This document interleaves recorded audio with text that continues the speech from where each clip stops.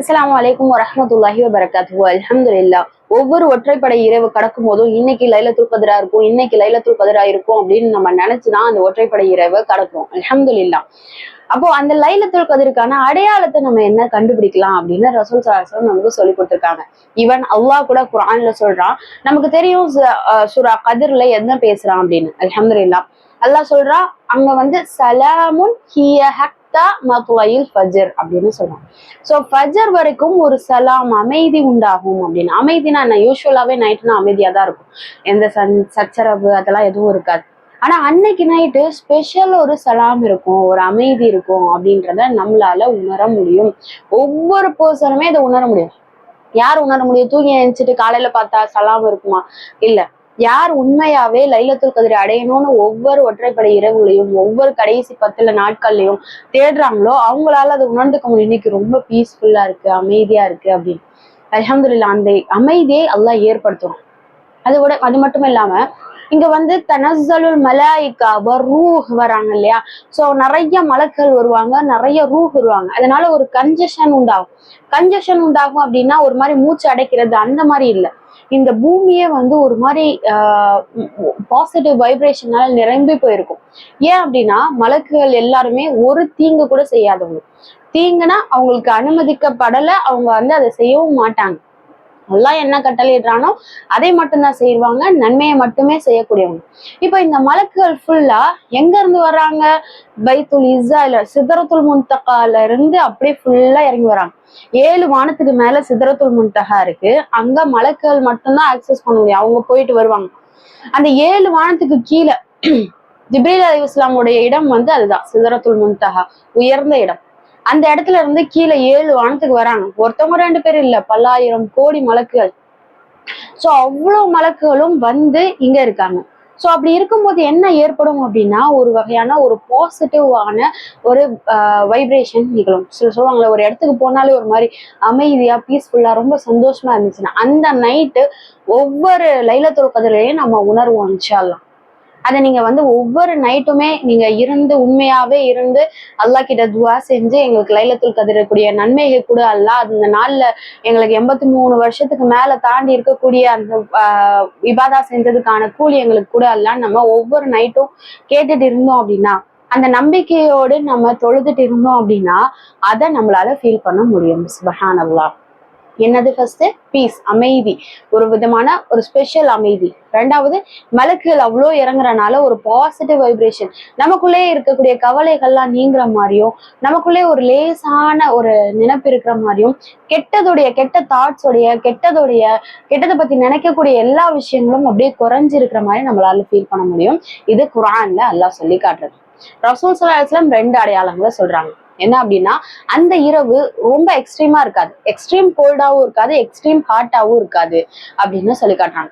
So அப்போ extreme கோல்டாவும் நம்ம feel பண்ண மாட்டோம், எக்ஸ்ட்ரீம் ஹாட்டா ஒரு மாதிரி மிதமா சைலண்டா ஒரு மாதிரி நல்லா வந்து ரெஃப்ரெஷிங்கா இருக்கக்கூடிய ஒரு நைட்டாக அது இருக்கும் அப்படின்னு ரசூல் ஸல்லல்லாஹு அலைஹி வஸல்லம் சொல்லி காட்டுறாங்க.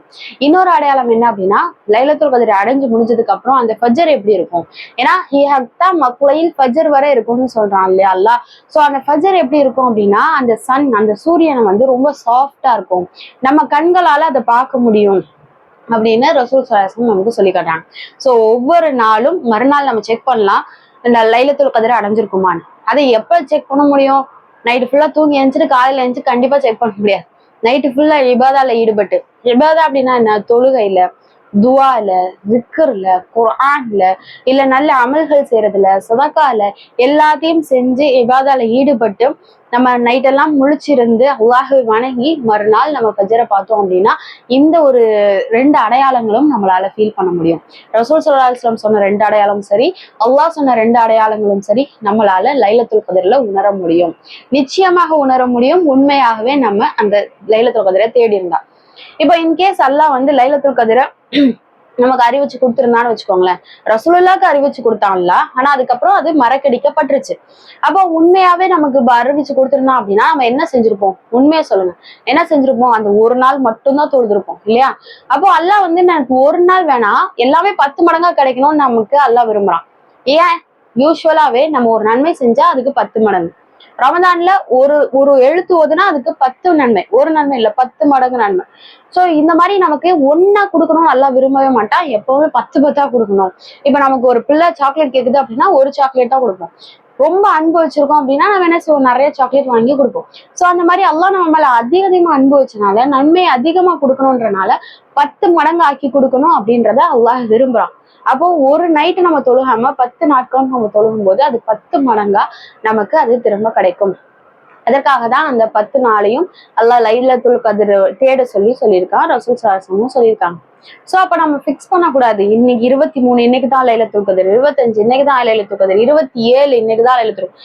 பெரும்பாலும் பாத்தீங்கன்னா 27 அவ்வளவுதான் முடிஞ்சிருச்சு, அதுக்கப்புறம் ரமதானே முடிஞ்சிருச்சு அப்படின்னு சொல்ற மாதிரி நம்ம பார்ப்போம்.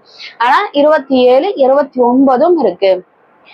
இன்கேஸ் 27 வரை நல்லா தொழுதுட்டு அதுக்கப்புறம் 28 29 விட்டுட்டா அந்த நாள்ல லைலத்துல் கத்ர் வந்துட்டா, அதனால இந்த கடைசி 10 முழுக்க நம்ம அந்த நம்பிக்கையோட இன்ஷா அல்லாஹ் தொழுக ஆரம்பிப்போம். ஈதை விட ரொம்ப முக்கியமான நாள் இது தெரியுமா? ஏன் அப்படின்னா ஈத் அப்படின்றது நம்ம கூலி கொடுக்கப்படக்கூடிய நாள் கிடையாது. ஈத் அப்படின்றது நமக்கு உண்மையான ஈத் எது, மறுமையில சொர்க்கத்தை அடைகிறது தான் உண்மையான ஈத். அப்பதான் நோன்புக்குரிய கூலிய நம்ம முழுசா பெறுவோம். ஈத் அப்படின்றது நமக்கு அது ஒரு பெருநாளாக அல்லாஹ் அறிவிச்சு கொடுத்துருக்கா. ஒரு மாசத்தை ஃபுல்லா நிறைவேற்றி ஒரு மாசமும் அல்லாஹ்வுடைய தொடர்புல இருந்ததை நம்ம செலிப்ரேட் பண்றோமே தவிர ஒரு மாசம் நம்ம செஞ்ச தியாகத்தை நம்மளே அப்ரிஷியேட் பண்றோம். அதுதான் ஈத். நம்ம நல்லா புரிஞ்சுக்கணும். இங்க நம்ம அல்லாஹ்வுக்காக நம்மளால எந்த அளவு கட்டுப்பட்டு இருக்க முடியும்ன்றதை நம்ம தெரிஞ்சுக்கிட்டோம் இல்லையா, அதை அப்ரிஷியேட் பண்றதுக்காக அந்த நாள்ல அல்லாஹ் நமக்கு நிறைய நிறைய நிறைய நன்மையை கொடுக்க போறான். அதை பெறுறதுக்காக தான் ஈதை தவிர ஈதை விட ரொம்ப முக்கியமான நாள் எது தெரியுமா? இந்த லைலத்துல் கத்ர் தான். அந்த லைலத்துல் கத்ர் 10 நாள்ல இருக்கு. இப்ப நமக்கு ஒரு 10 நாள் ஈதுன்னு சொல்லிட்டாங்கன்னு வச்சுக்கோங்க, என்ன செய்வோம்? 10 நாளும் நல்லா ட்ரெஸ் பண்ணி நல்லா குளிச்சுட்டு 10 நாளும் செலிப்ரேஷன், பள்ளி ஃபுல்லா செலிப்ரேஷன் அப்படின்னா எப்படி இருக்கும்? அதுதான் அல்லாஹ் இங்க சொல்றான். 10 நாளும் லைலத்துல் கத்ரை தேடுங்க, அதுல ஏதாவது ஒரு நாளா இருக்கும். அந்த ஒரு நாள் எல்லா வாழ்க்கையை உன்னோட மொத்த வாழ்க்கையை சேர்த்தா கூட அந்த ஒரு நாள் அதை விட சிறந்தது அப்படின்னு சொல்றான். ஏன் அந்த அளவு சிறந்ததுன்னா ஸ்பெஷலா அந்த லைலத்துல் கத்ர்ல என்ன நடக்கும்னு பாருங்களேன். இப்போ சிதறத்துல் முன்தஹால இருந்து எல்லா மலக்குகளும் இறங்கிட்டாங்க, எல்லாரும் வந்துட்டாங்க. வந்து யாரெல்லாம் இபாதால ஈடுபட்டு இருக்காங்களோ, யாரெல்லாம் தொழுறாங்களோ, யாரெல்லாம் துவா செய்யறாங்களோ, ஜிக்ர்ல இருக்காங்களோ, என்ன வகையான நன்மைகள்ல ஈடுபட்டு இருக்காங்களோ, அல்லாஹுடைய நினைப்புல இருக்காங்களோ, இல்ல அல்லாஹுடைய செய்தியை கேட்டுட்டு இருக்காங்களோ, இப்போ நம்ம அல்லாஹ் செய்தியை பேசிட்டு இருக்கோம், இதன் மூலமா நீங்க கேட்டுட்டு இருக்கீங்க. அப்படி கேட்கும் போது கூட யாரெல்லாம் அந்த இபாதால ஈடுபடுறாங்களோ அவங்க எல்லாருக்கும் நீங்க ஆமீன் சொல்லுங்க, அவங்களுக்காக துவா செய்யுங்க அப்படின்றதான் இந்த மலக்குகளோட வேலை. சோ ஜிப்ரீல் அலைஹிஸ்ஸலாம் ஒவ்வொரு மலக்களும் சொல்றாங்க, நீங்க எல்லாரும் வீட்டுக்கும் போங்க, யார் வீட்டுக்கு யாரெல்லாம் முழிச்சு இருக்காங்களோ அவங்க எல்லாரோட வீட்டுக்கும் போங்க, யாரெல்லாம் அதுல இபாதால ஈடுபட்டு இருக்காங்களோ அவங்க எல்லாருக்கும் அவங்க செய்யக்கூடிய துவாலையும் அவங்க செய்யக்கூடிய இபாதாலையும் நீங்களும் கலந்துக்கோங்க, ஆமீன்னு சொல்லுங்க. ரெண்டாவது விஷயம், அவங்களோட வீடுகளுக்கு போங்க, அவங்களுக்கு கை கொடுத்து சலாம் சொல்லுங்க அப்படின்னு சொல்றாங்க. சுப்ஹானல்லாஹ், அவ்வளவு மலக்கள், தூய்மையான மலக்கள் நமக்கு சலாம் சொல்றாங்க. அஸ்ஸலாமு அலைக்கும். இப்போ ஒரு பெரிய ஆள் இருக்காங்கன்னு வச்சுக்கோங்க, பள்ளியிலே பெரிய மூத்த தலைவர் இருக்காரு, அவர் வந்துட்டு நமக்கு ஸ்பெஷலா வந்து நமக்கு சலாம் சொல்றாரு அப்படின்னா அடியே நமக்கு எவ்வளவு பெருமையா இருக்கும், எனக்கு சலாம் சொல்றாங்க அப்படின்னு. அது வந்து ஒரு கண்ணியப்படுத்துறது இல்லையா? அது மாதிரி மலக்குகளுடைய தலைவர் இவங்க எல்லாரும் யாரெல்லாம் நன்மையில ஈடுபட்டு இருக்காங்களோ, யாரெல்லாம் அல்லாஹ் வணங்கிட்டு இருக்காங்களோ அவங்க கிட்ட வந்து அஸ்ஸலாமு அலைக்கும், அல்லாஹுடைய சலாம் உங்கள் மீது உண்டாகட்டும், அமைதி உண்டாகட்டும், திருப்தி உண்டாகட்டும், உங்களுக்கு எல்லா விதமான நலவும் கிடைக்கட்டும் அப்படின்னு சொல்றாங்க. இந்த ரெண்டு விஷயம் ஸ்பெஷலா நடக்கிறது. அது இல்லாம ஒவ்வொருத்தவங்களோட கதிரும் நிர்ணயிக்கப்படும். இந்த வருஷம் என்னென்ன பண்ணா, போன வருஷம் அதாவது இதுவரை போன ரமதான்ல இருந்து இந்த ரமதான் வரை என்னென்ன பண்ணா எல்லாத்தையும் எழுதுறாங்க. இந்த ரமதான்ல அடுத்த ரமதான் வரையும் இவன் என்னென்னலாம் ஃபேஸ் பண்ண போறான், என்ன பண்ணுவான்னு எழுத மாட்டாங்க, என்னென்ன ஃபேஸ் பண்ண போறான். சோ லாபத்தை ஃபேஸ் பண்ண போறானா, நஷ்டத்தை ஃபேஸ் பண்ண போறானா, இறப்பை ஃபேஸ் பண்ண போறானா, பிறப்பை ஃபேஸ் பண்ண, ஏதாவது ஒண்ணு நடக்கும் இல்லையா? சோ யாராவது பிறப்பாங்க, யாராவது இறப்பாங்க, என்னென்ன நடக்கும், எங்க போவான், எங்க வருவான், எல்லாத்தையும் அவங்க நோட் பண்ண போறாங்க. சோ இந்த டைம்ல நம்ம கேட்கக்கூடிய துவாவை அவங்க ஏத்துக்கிறதுக்கு ரெடியா இருக்காங்க, அல்லாஹ் ஏத்துக்கிறதுக்கு ரெடியா இருக்காங்க. சோ அப்போ அவங்க வந்து வெயிட் பண்றாங்க, எழுதுறதுக்கு முன்னாடி பேனாவை வச்சுட்டு வெயிட் பண்றாங்க, யாரெல்லாம் துவா செய்யறது அப்படி பாக்குறாங்க. துவா செஞ்சுட்டு அல்லாஹ் அதை ஏத்துக்கிறானா, ஓகே மாத்தி எழுதுறாங்க. சோ நம்மளோட குற்றங்கள் எல்லாம் எழுதப்படும் போது, அதாவது மொத்த கணக்கு இது வரைக்கும் நமக்கு எழுதியிருப்பாங்க, முன்கணக்கீர் அவ்வளவு நமக்கு கிராமன் காத்துவின் இருக்கவங்க என்ன செய்யறாங்க, நன்மை எழுதிருக்காங்க, தீமை எழுதிருக்காங்க, ஒரு வருஷ கணக்கு எழுதிருக்காங்க. இவங்க கிட்ட இருந்து பிரதி வேற ஒரு பிரதி அவங்க எழுத போறாங்க. அப்படி எழுத போகும்போது இல்ல அந்த பிரதி கொடுக்கப்படும் போது என்ன ஆகுது அப்படின்னா வெயிட் பண்றாங்க, யாரெல்லாம் துவா செய்யறது?